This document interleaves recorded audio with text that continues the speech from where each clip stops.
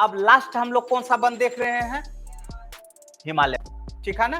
ऊपर हेडिंग दे दीजिए हिमालय की वनस्पतियां। हम नेक्स्ट पेज ले रहे हैं।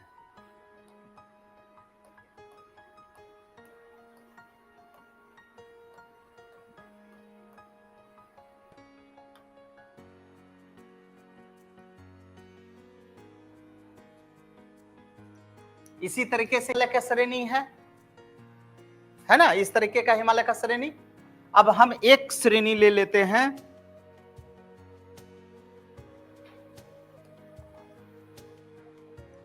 हिमालय का ये हमारा पिक हो गया चोटी वाला, ठीक है।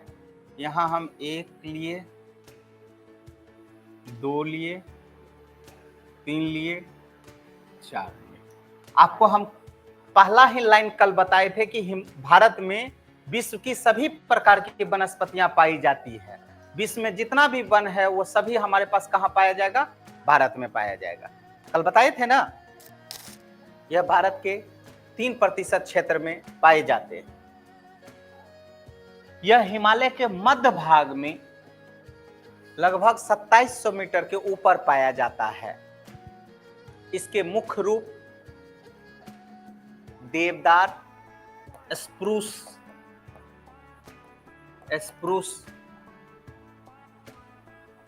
मेमपिल,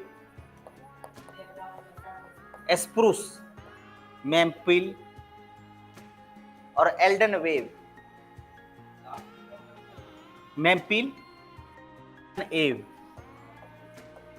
मेमपिल मोपेका अंस्वाप पोमेद्रिहिका ल मेमपिल और एल्डन एव आदि वृक्ष पाए जाते हैं। देवदार, स्प्रूस, मेमपिल और एल्डन एव। कोई दिक्कत? इसके ऊपरी हिस्से में टेगा वन पाए जाते हैं, जहां बिलोफर प्रकार के भी वन पाए जाते हैं। कोई दिक्कत? बिलोफर किसको कहते हैं बाबू? ब्रैकेट में लिख लीजिएगा, भोजपत्र। जिसमें हम लोग भोजपत्र सब नहीं खाते हैं, वो बिलोफर पत्र पर ही खाते हैं। एक बार पुनः रिकॉल कर लीजिए। कल ने देखा था वनस्पतियां क्या है। दूसरा, वनस्पति के बारे में सामान्य जानकारियां, वनस्पति का प्रकार, वनस्पति का विशेषता, और वर्तमान समय में इनका महत्वपूर्ण।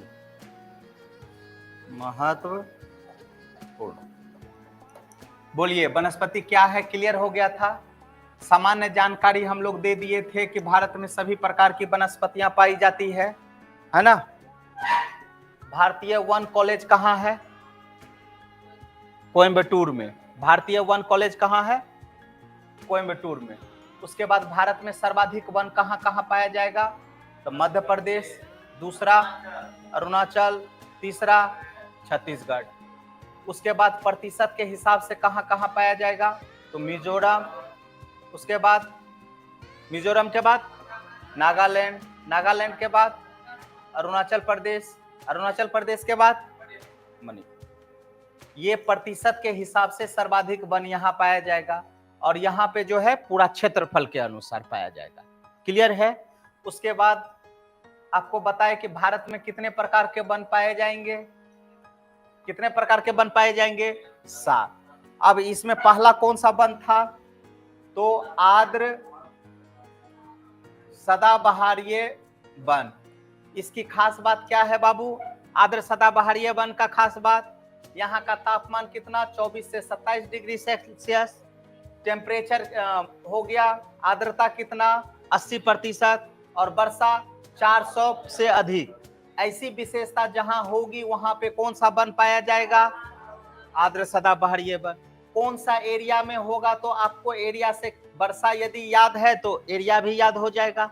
वर्षा यदि याद नहीं है तो फिर बैठ करके सवेरे उठिएगा और रट्टा मारिएगा, मेघालय मेघालय मेघालय, आर्द्र सदाबहार ये सदाबहार ये। क्लियर है? तो या तो रटना है नहीं तो समझना है। क्लियर है? उसके बाद दूसरा कैसा वन पाया जाएगा बेटा?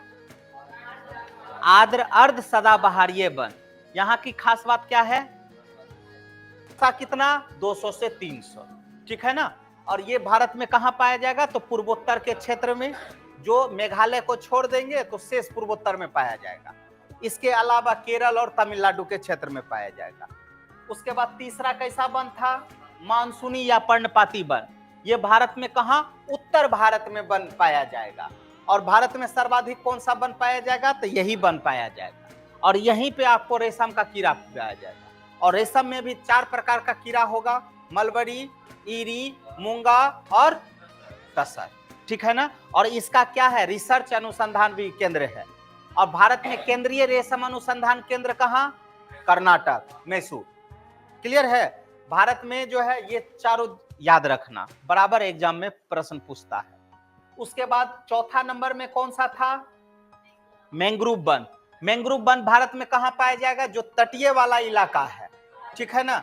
पश्चिम में ज्यादा मिलेगा और पूरब में जहां डेल्टा का क्षेत्र है वहीं पे ये वन पाया जाएगा।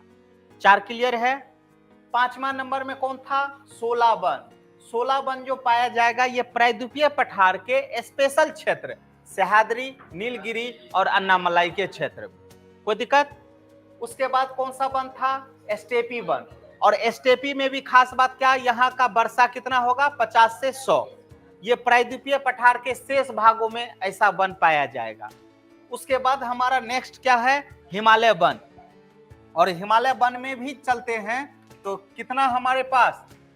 तो पहला सदाबहार वन, शीतोष्ण वन, कोणीय वन, टेंगा वन, टुंड्रा वन, इतना वन पाया जाएगा हिमालय। या इसी को हम लोग हिमालय ना दे करके पर्वत देगा तब पर भी आप कंफ्यूज नहीं कीजिएगा। क्लियर है? और यहाँ पे इसमें सबसे ज्यादा इंपॉर्टेंट जो है वो कौन सा है? तो कोणीय वन है। ये कोणीय वन आर्थिक दृष्टिकोण से इंपॉर्टेंट, और इसी को शंकुधारी वन भी बोलते हैं, इसी को हम लोग एक्समस ट्री भी बोलते हैं। और ये लगभग भारत में 3% एरिया में पाया जाता है।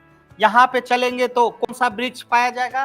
देवदार, स्प्रूस, मेमपील और एल्डनवेल। यही दे देगा और कहेगा ये कैसा वन है, तो वहां कंफ्यूज नहीं करना। क्लियर है? उसके बाद टेंगा वन में चलेंगे तो हमको कौन सा? बिलोफर प्रकार का पत्र मिलेगा, जिसे हम लोग क्या कहते हैं? भोजपत्र। क्लियर है बेटा यहां तक? अब ये भी हो गया, ये भी हो गया, ये भी। विशेषता तो तुम लोग नहीं बताओगे? वनस्पति का विशेषता क्या क्या है? अब यदि मेंस में क्वेश्चन दे देगा, मेंस में क्वेश्चन यहां तक तो आपका हो गया, प्री में आप लिख भी देंगे। अब यहां मेंस में यदि क्वेश्चन दे देगा कि इसकी विशेषता, वनस्पति की विशेषता क्या है, कुछ नहीं आता है तो दिमाग में सेट करो, ये आर्थिक दृष्टिकोण से इंपॉर्टेंट है।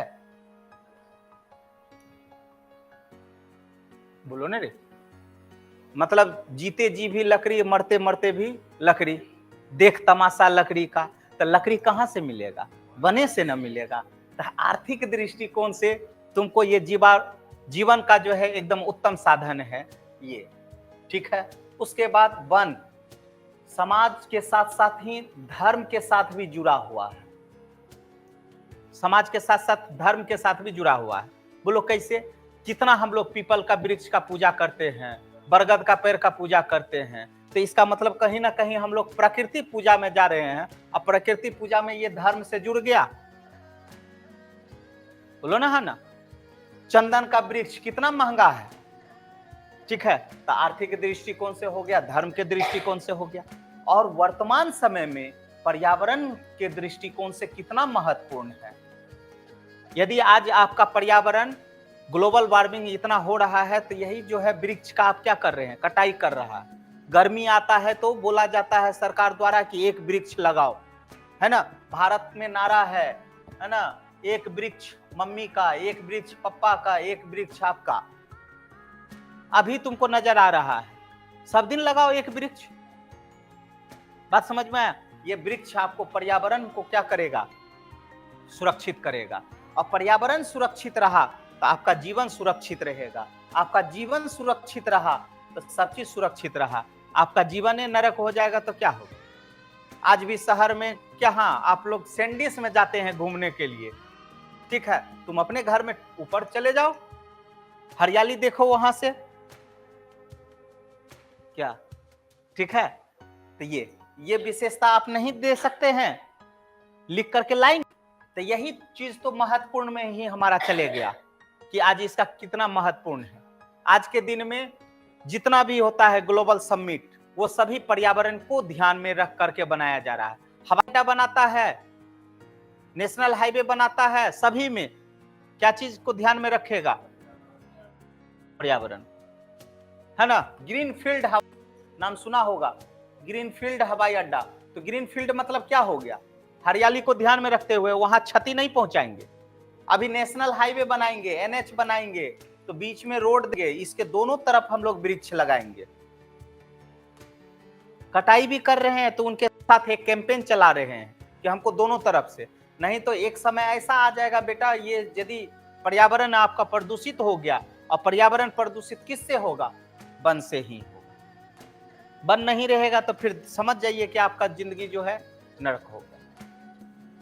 क्लियर है। ये विशेषता और ये कर लेंगे, लिख करके लाएंगे। क्वेश्चन लिख लीजिए। भारत